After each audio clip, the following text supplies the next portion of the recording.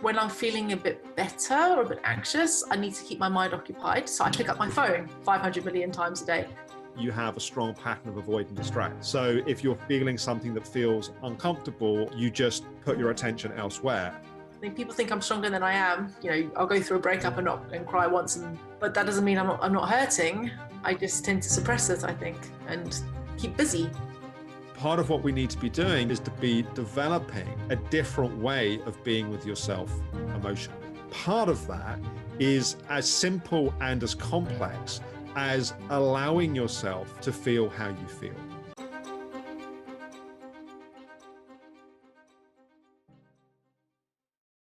Welcome to this week's episode of In Therapy with me, Alex Howard.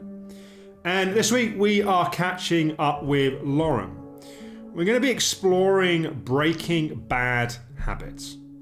One of the challenges is when we start to recognize the things that we want to change, we need to change, but we're habituated. We're so used to doing things a certain way that even when we want to be different, we still find ourselves doing the same things. And that's the theme we're exploring in this week's episode. So here is Lauren.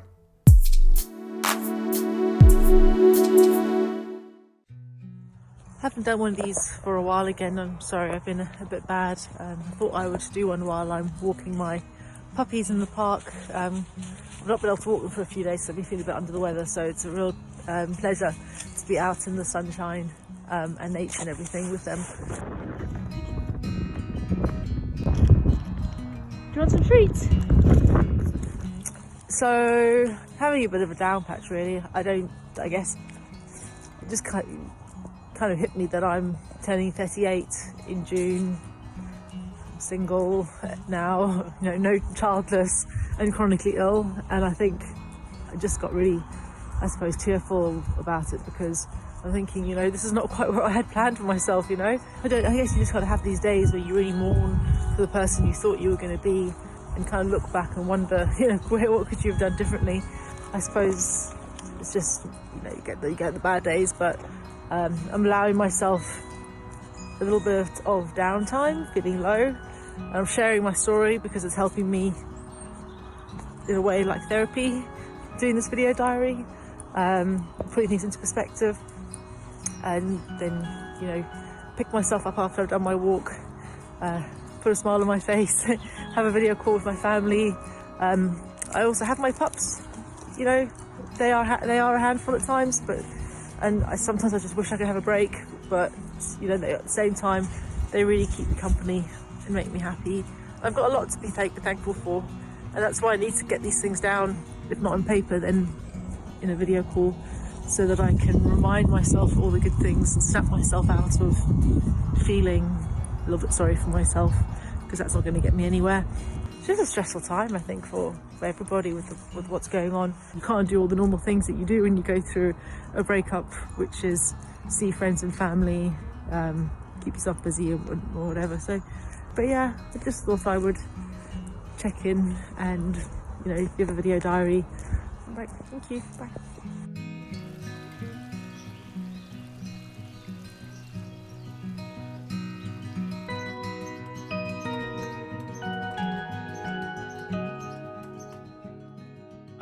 How are you doing? Yeah, quite good. Ups and downs. Okay, so do you want to talk me through it since I last spoke to you? What's been happening? I'm still booming and busting, but it's kind of like controlled boom and bust. So I know I'm going to crash once I've done a little bit of movement or exercise. I know the next day I feel a bit sluggish. But rather than getting myself into such a panic about it like I used to and being like, oh God, here we go again, I'm kind of just accepting it, that this is kind of the pain I'm going to have to go through, but to have these little bits of improvement. And so I'm being kinder to myself, I think. When you have those mini crashes, it also sounds like that you have the resilience then to come back out of those. So it's almost like I think what you're doing is you're bouncing your boundaries in such a way that you're also having to work on the deconditioning element in terms of what's happened. So there is the ultimate energy and resilience and capacity. So you're sort of going from, let's put it like that, going from there to there. And it's a bit of a stretch for your system. So you sort of come back again, but then you can stretch to there. And you're sort of, whereas before, if you tried to do this sort of earlier stage of the recovery process, you would have gone from there to there and then just crashed back to there again. That your body is at the stage where you're ready to start then bouncing those boundaries and growing your capacity. Yeah. I also think it very much comes down to stages, that I think you needed to do the deep rest and the stage 1 piece of the fatigue recovery. You needed to learn to build your baseline, to calm your system, to listen to your body, and all of the pieces that you needed to do to get to a certain level where you were then ready to go through this chapter of the healing process. And having seen people try and do programs like this earlier in the chronic fatigue recovery, it can be a complete disaster.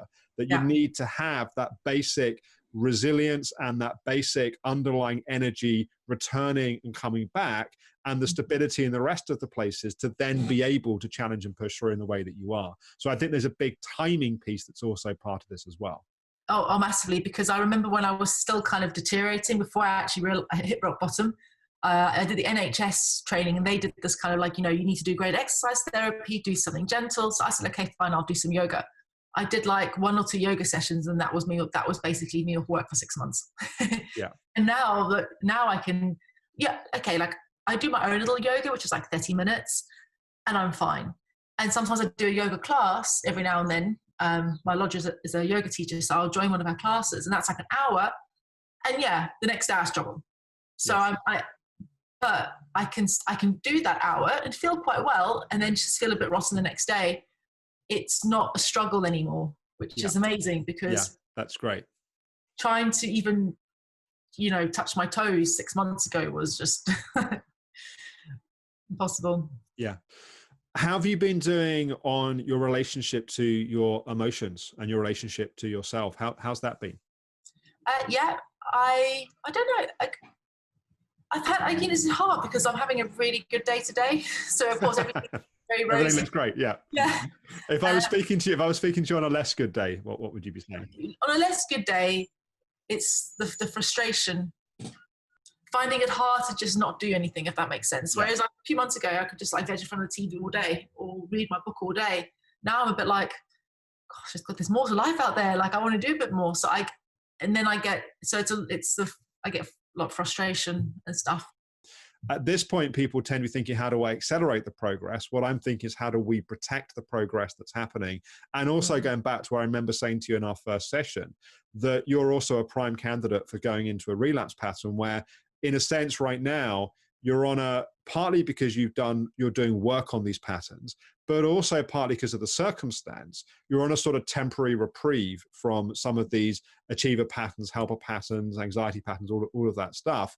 And as lockdown lifts, and also as your energy continues to improve, and as you start to come back into the world, it's how do we do that in such a way that those patterns don't then start hijacking and then start taking control again. So I'm also wondering how you're doing in terms of, at this point, as things are feeling better and there is good progress, do you feel you're still seeing those patterns play out in different ways day to day? Yeah. I mean, they're there. I don't have as many triggers at the moment, exactly like you just said. The only real pressure I have is my work. And I did find that I was getting back into some bad habits there, which was like, I'm supposed to be on reduced hours, but I'm like 8 hours sitting on my laptop until the point that I'm in like pain all night. Yeah. And literally I'm on my laptop and I'm like not really focusing on anything for an hour or 2 hours. I'm reading emails, but not really anything going in. And when I'm very productive, I'm very productive, but I'm better if I had an hour of being fully productive and half an hour resting my eyes, having something to eat, going for a walk. I eat my breakfast and lunch at my desk, which is another bad habit, So not healthy. No, it's not good. And I don't mind it because, to be fair, the only thing I have is work. So when I make my lunch, I'm like, I'll go sit in front of my laptop and just browse through my emails because I'm enjoying having it as a distraction, really. Yeah, but I think the clue is in the word distraction, right? What are you distracting away from? And actually, it's a very trained habit for you to just work, work, work, work, work. And then when you're not working, you know, exercise and push and drive. Like that mode is a very natural mode to go into, but we have to break the cycle of that now. If you can't break it now, you've got no chance of breaking it down the line when you've got more energy to get away with it. And I think, you know, you said something that's really important. It's how efficient you are. Like there is absolutely no point of being sat at a desk at 50, 40% efficiency unless you have such a critical deadline that thing has to be delivered, that even if you're on 10% capacity, it's irrelevant because it has to be delivered at that point. Otherwise, anything less than sort of 70, 80% productivity is just sort of a kind of pointless exercise in a sense. It's much better to go and take a little bit of time to reset, to calm and to settle, you know, even beyond the importance of self-care and looking after yourself, just from an efficiency point of view, it doesn't make sense. It's really strange. So I think my efficiency used to be really high because I used to be able to just get onto my laptop and just get everything done. I haven't got the ability to do that. I just don't have the drive or that motivation to go and just be like, zoned in. And maybe because I don't drink coffee anymore, I don't know why, but I just used to be like someone who just zoned in for 8 hours and did it. Whereas now, I had this conversation with my boss as well. I said, I'm just not what I used to, the person I used to be. I just don't have that like go through all my tasks and basically tick every box. And she basically said, well, it's actually not a bad thing really. You kind of just being a bit normal, which is, you know, you kind of faffing it here and there and not being like, not literally going everything at a million miles an hour. I also just don't feel like I get anything out of it. Like I was having this discussion with my ex yesterday on WhatsApp, like, because he was saying, oh, I'm really worried about you going because I know what you like with work. You're going to be like, you know, blah, blah, blah. And I just kind of thinking like, what's the point?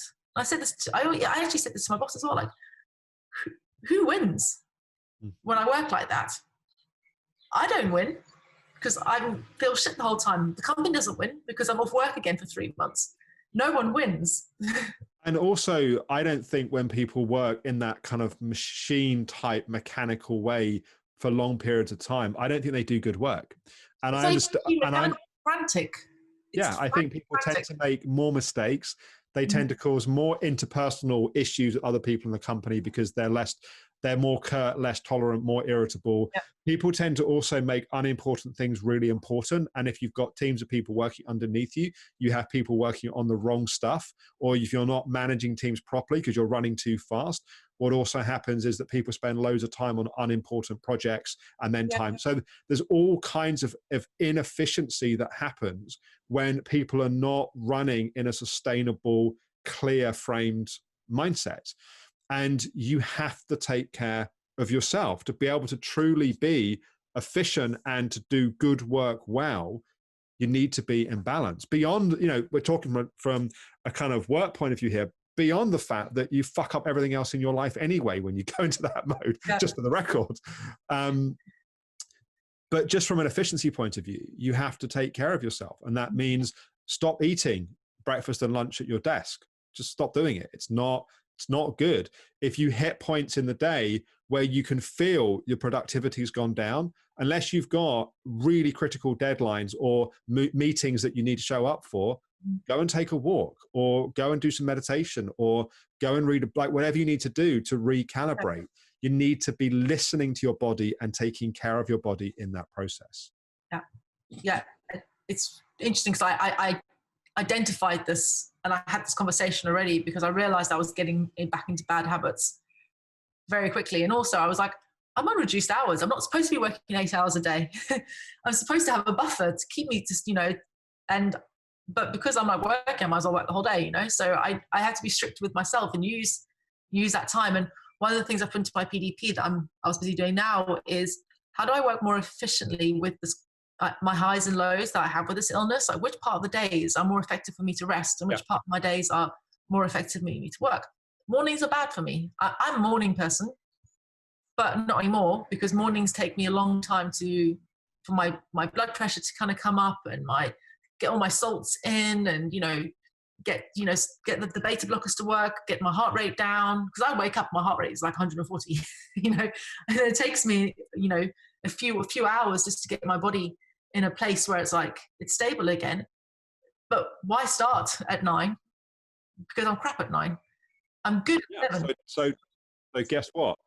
Don't bother starting work till 11. Like, honestly, like, you know, it's also not, I know that you're on sort of salaried hours, so there is a consideration here, but really, I think it rarely is it how many hours someone works. It's more about what's achieved in the hours that are working. And, you know, sometimes one might get, you know, 8 hours work done in 3-4 hours, then take some time out and chill. Like, and probably the days you do that are the days that you're the most fresh and the days that you're most rested. So also the more you approach work from that place, the more sustainable it becomes anyway. But I think we also have to, just to kind of track back to the wider context here as well. You ended up with a chronic illness because you made work more important than everything else in your life. You know, you ended up with your relationship life not being where you wanted it to be because of all the demands and all the pressures and all the ideals that you held for yourself. And so those places of pain and frustration that you talked about in that video diary, there's also, as much as it's not about judging yourself and beating yourself up, part of what you're dealing with now is the consequence of the choices that you made for many years. So you need to also integrate that and make different choices. And if what you want is to have a happy, sustainable, loving relationship, and if you decide you want to have children, for example, those things depend upon you being healthy, you being well, but also you being happy. Like, if you're constantly on that driving, pushing pattern, with respect, you're going to fuck your kids up anyway if you have kids. I mean, seriously, kids do. I can tell you this as someone that has 3 children. Your children do not do what you say. Your children mirror and copy what you do. Yeah. So you can say all the right things about, you know, don't put too much pressure on yourself. But if they see you driving yourself all the time, that's what they're going to copy. Yeah. I tried so hard not to be my mother. I turned into my mother. Yeah. My mom had never really had a job or career. She kind of married quite well. She had no interest in kind of really earning money. She never helped out financially when I was younger, and was actually in quite a wealthy family, and yet just didn't financially. Well, I was kind of, you know, really poor in poverty at the time, and you know, I had a real battle with that. But she was also sick all my life. She had chronic illness all my life, and hers is definitely not stress related, I can tell you. But anyway, or work related. But it was. I tried so hard not to be like her because I wanted to be independent. I wanted to have the career. I had to be, you know, show that I didn't ever need a man. I could be independent and I could be all these things. And, you know, I'm following her path, like literally almost to the dot. And it turns out that I probably have very similar autoimmune condition to what she has. And you kind of go like, wow, I've actually, by trying not to be like her, I've actually become her. Yeah. And, you know, the truth is, one can't, as we talked about previously, one cannot do it all. You have to make compromises, and you can't have the kind of A-type career and be driven and you know, constantly driving that forward and be present to children. You can't. I mean, it's you can have, if you're in a relationship where different people have different roles, then yes, there's a possibility for certain, you know, one to have a very driven career and one to support and hold the home, or both to have careers to a certain point. But you got 2 people driving all the time.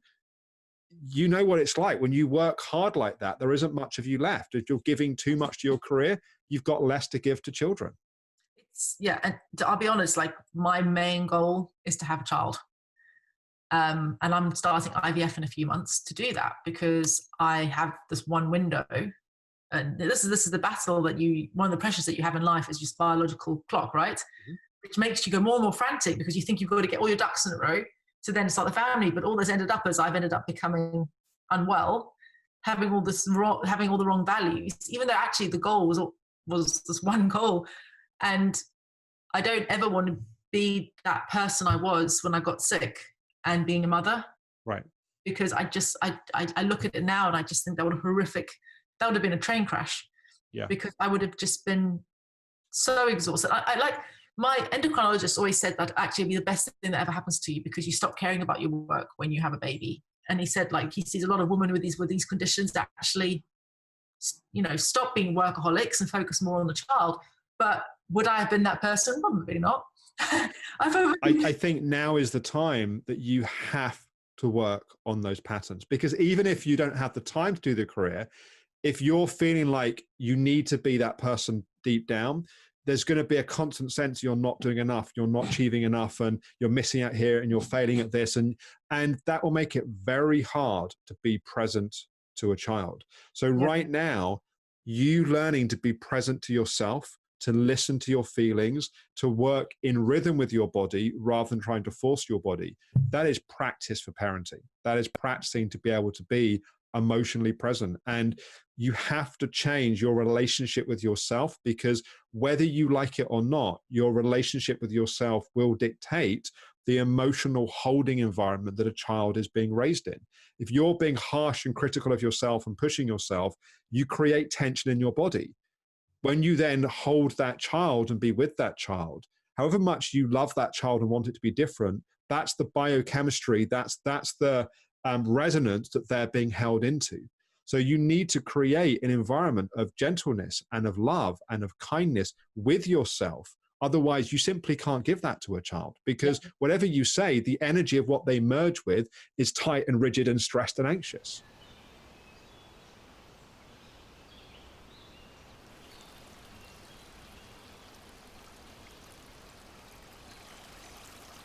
Your challenge right now is to use your work as your practice ground for cultivating a different relationship with yourself. Yeah. So when your body says stop, or when your body says I'm struggling, your practice right now is to honor that and listen to that. Yeah. I think I'm better than I used to be. Yeah, I think so too. But and I think what you're finding is that as you've got more resilience and capacity, there's more space for those old patterns to start to slip in. Yeah, for sure. I think if I had to be back in a job that I really loved and there was a lot of pressure on, I could easily slip back into that. And that's kind of why please have my boss sees this as well, but this is kind of why I wanted to get pregnant while I'm still doing this job, because then I've kind of I can fix myself, if that makes it, kind of in this, because I know that my company will want me to step up once I'm healed. There was only ever supposed to do this role for a year until I could step back up. But I think, I'm quite happy here. I think you have to be very careful to not think that you need to be pregnant to have the excuse to say, I'm happy here. It's also okay to say to the company, I actually don't want to step up right now. I want to actually enjoy my life. I haven't had a chapter in my adult life where I've actually just stayed in rhythm and enjoyed life. And my very strong recommendation for you over the next few years is actually, you need to just live a life that has some balance, because there's more healing to do than just the physical healing. There's also learning how to be in the world in a way which is healthy and a way which is in balance. And that takes practice and takes time. Yeah, I hear you. It's just, you always have this battle, because you think, I always think to myself now, the other day I was going, gosh, I should really try to see if I can get my full-time hours back, because that would help me out so much more financially. And then I was like, God, no, what's the point? Yes, it would basically sort me out financially and I'd get back on my feet. But then it would come, I wouldn't have my Wednesdays off. Like, I am working today because it's a 3-day week, but I love my Wednesdays. My Wednesdays I'm exhausted on a Wednesday. My Wednesdays are generally kind of days that I just sit and do nothing. One of the reasons I agree to work today is because I actually feel good, and I'm going to work on a day that I feel good. And if I feel shit tomorrow, I won't work tomorrow. But it's also getting to the point that you're recovered enough that you've got energy to work 40 hours a week without feeling like you have to kill yourself to do so, right? I mean, that's where we're trying to get to. The problem is that you'll get to the point of 40 hours and the old pattern would be, right, I've got to work 60, 70 hours. I've got to be driving it, pushing it in the gym 5 days a week, and then the expectations start to get to the point that it is simply unsustainable. Yeah, I just don't, I'll be honest, I'm quite happy to stay on a 4-day week for the rest of my life. It is lovely. I love it. I just love having the lack of pressure, having to be visible all the time and everything. So, once I can get myself into a financial place, like, sell the house and stuff, where I don't have to earn X amount of money that I used to, then I can get I want to get my life to a place where I'm actually really comfortable on the side of where I am. Yeah. And just stay. and stop having this like, well, what we used to be like in my past was always like, there's always more money, there's more money to be made, there's more money to be made, because I don't really care that much anymore.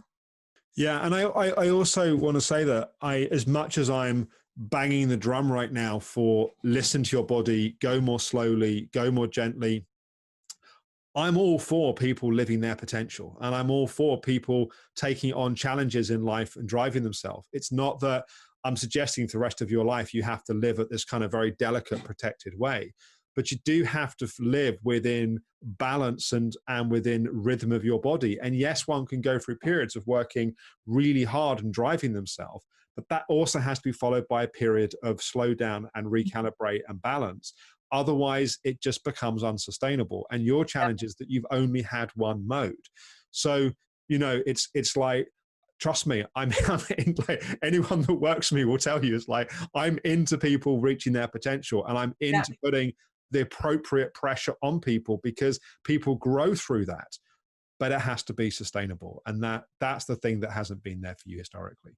No, and I think I have potential. I think my skill set is valuable to do something else one day. But I truly believe it took me a long time to get me this way, and it's going to take me a long time to fully get me out. And I can see myself needing a good few years at this level until I really kind of heal. Because as much as I'm having a good day, my good day probably is still half capacity of what a normal person's good day is. So I'm looking relatively in the last 6 months, but I've still got a long way to go. And for me, it's not the physical recovery, which is the one that requires the most attention, because that's happening and will continue to happen. It's also those habits are so trained from the past that you've got to actively practice and cultivate new ways of being with people. That's a whole new discovery. Like, what does it mean to enjoy friendship without having a pressure and an agenda? What does it mean to be there for friends and let them be there for you without it being like there's all this other stuff that's kind of pressure there, or doing work and enjoying work and then switching off and leaving it alone? And like, there's all these things that have to be discovered and require practice. Yeah, I agree. So your homework is to cultivate this new way of working. Stop when you need to stop. Stop eating breakfast and lunch at your desk. Have regular times in the day that you switch off from work. Like, you're not on email, and not having that constant background, what I could just be achieving now, what I could be getting this done. Like, really work on switching off. And that will ultimately help you be more efficient, but also it will help your nervous system go a few levels deeper in terms of calming and switching off. And the great thing is that's exactly what I've got in my PDP. I'm doing, and it's basically about improved personal timekeeping and efficiency with work-life balance. Right. Basically, use my time more efficiently to get tasks done, improved use of working day, and being on at the right time of the day, using my personal strengths and weaknesses, more consistent working week and less boom and bust, knowing when to take time out. That's kind of really my Yeah. Good. Well, we're agreed then. We're on the same page, your homework. It's my personal development plan with my boss, because I know that in the past, my old boss worked me really hard to try and work balance. We always used to put it in my PDP, and I always used to fail. Yeah. Well, now is the time to achieve it, the thing that actually needs to be achieved at. Exactly. Good. Well, thanks, Lauren. Good to catch up, and keep going. And look forward to talking to you next month. Right. Thank you. Have a good day. Bye.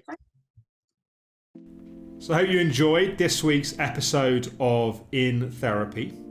As always, please do let me know your comments, your questions, your reflections in the comments below the video. Please do also like the video. If you haven't already, I'd love you to subscribe to my channel here on YouTube and click the notification bell. These are all ways of really helping more people see these episodes. And we're really passionate about reaching as many people as we can and really spreading the idea that we all have challenges, we all suffer, but it's possible to change. And in next week's episode, we're going to be catching up with Sally. Sally's had quite a big shock happen in her life, and we're going to be exploring that and the impact that's having on her recovery journey. Talk to you then. My mum was my best friend, you know. It's such a big void and nobody's ever going to fill that. Well, firstly, I'm really sorry to hear of your loss. I feel like I'm almost not honouring that relationship because I'm not distraught all the time. There's no right way of doing grief. The right way to do grief is how you're doing it for you. I was doing so well, don't want it to set me back. The least painful way through grief is right through the heart of it. That's how your heart heals in the best way that it can.